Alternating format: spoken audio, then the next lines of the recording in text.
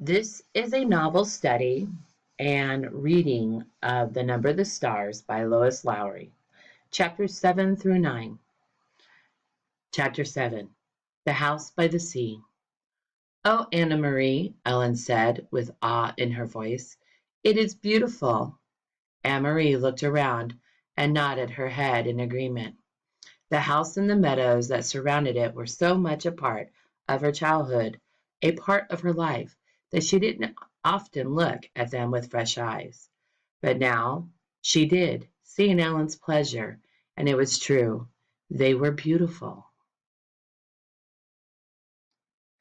The little red-roofed farmhouse was very old, in its chimney crooked, and even the small shuttered windows tilted at angles. A bird's nest, wispy with straw, was half hidden in the corner where the roof met the wall. Above the bedroom window, near by a gnarled tree, was still speckled with a few apples now long past ripe. Mamma and Christy had gone inside, but Anne Marie and Ellen ran across a high-grassed meadow, through the late wild flowers, from where a gray kitten appeared, and ran beside them, bouncing here and there upon imagined mice, pausing to lick its paws, and then darting off again. It pretended to ignore the girls, but looked back often to be certain that they were still there, apparently pleased to have some playmates. The meadow ended at the sea, and the gray water looked there at damp brown grass flattened by the wind and bordered by smooth, heavy stones. I have never been this close to the sea, Ellen had said. Of course you have. You've been to the Havre in Copenhagen a million times. Ellen laughed. I mean the real sea, the way it is here, open, like this, a whole world of water. Anne-Marie shook her head in amazement. To live in Denmark, a country surrounded by water, and never have to stood at its edge. Your parents are really city people, aren't they?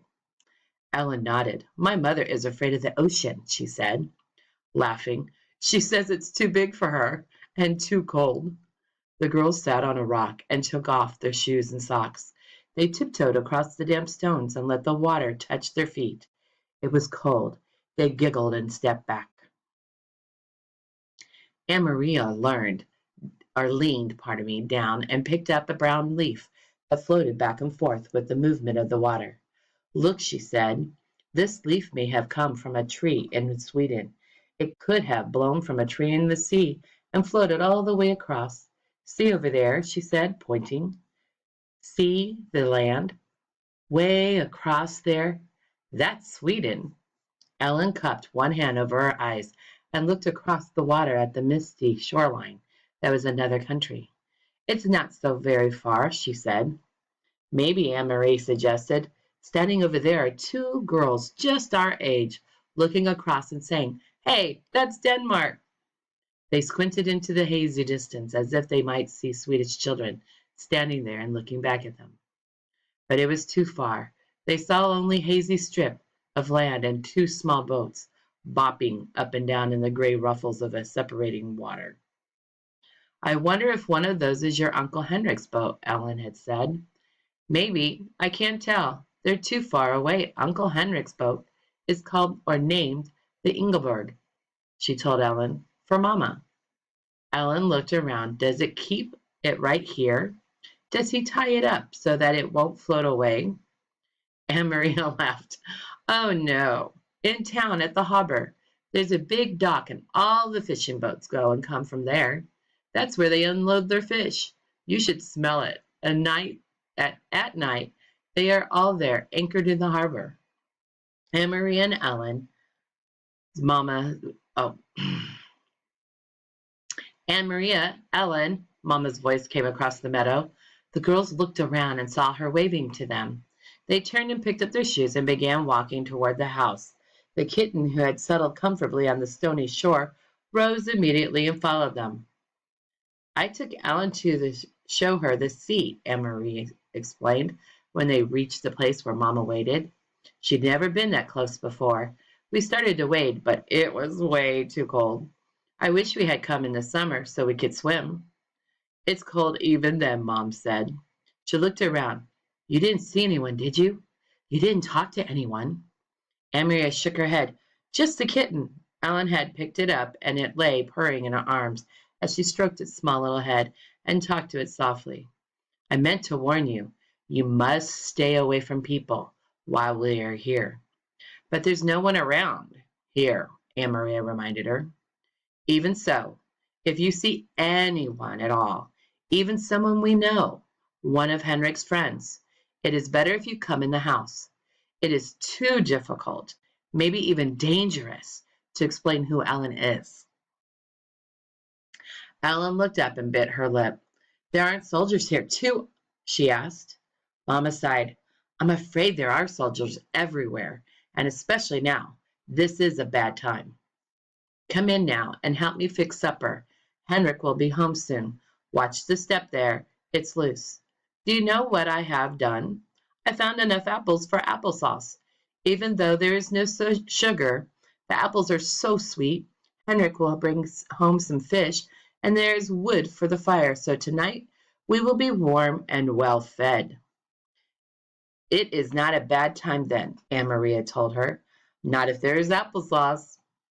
Ellen kissed the kitten's head and let it leap from her arms to the ground. It darted away and disappeared into the tall grass. They followed Mamma into the house, and that night the girls dressed for bed in the small upstairs bedroom they were sharing, the same bedroom that had been Mamma's when she was a little girl. Across the hall, Christy is already asleep in the wide bed that had once belonged to Anna Marie's grandparents. Ellen touched her neck after she had put on Anne-Marie's flowered-sprigged nightgown, which Mamma had packed. Where is my necklace? She asked. What did you do with it? I hid it in a safe place, Anne-Marie told her. A very secret place where no one will ever find it, and I will keep it there for you until it is safe for you to wear it again. Ellen nodded. Papa gave it to me when I was very small, she explained. She sat down on the edge of the old bed, and ran her fingers along the handmade quilt that covered it. The flowers and birds, faded now, had been stitched onto the quilt by Anne Marie's great-grandmother many years before. I wish I knew where my parents are, Ellen said in a small voice, as she outlined one of the oblique birds with her finger. Anne-Marie didn't have an answer for her. She patted Ellen's hand, and they sat there together silently. Through the window they could see a thin, round slice of moon appear through the clouds against the pale sky. The Scandinavian night was not very dark yet, though soon, when winter came, the night would be not only dark, but very long. Night skies beginning in the late afternoon and lasting through the morning. From downstairs they could hear Mamma's voice and Uncle Henrik's talking, catching up on news. Mamma missed her brother when she hadn't seen him for a while, and Aunt Maria knew. They were extremely close, or very close. Mamma always teased him gently for not marrying. She asked him, laughing, when they were together, whether he had found a good wife yet, one who would keep his house tidier. Henrik teased back and told Mamma that she could come to Gillehee to live again, and so he would not have to do all the chores by himself. For a moment, to Anne Marie, listening, it seemed like all the earlier times, the happy visits to the farm in the past with summer daylight extending beyond bedtime, with the children tucked away in their bedrooms and the grown-ups downstairs talking. But there was a difference. In the earlier times, she had always overheard laughter. Tonight, there was no laughter at all. That is the end of chapter 7.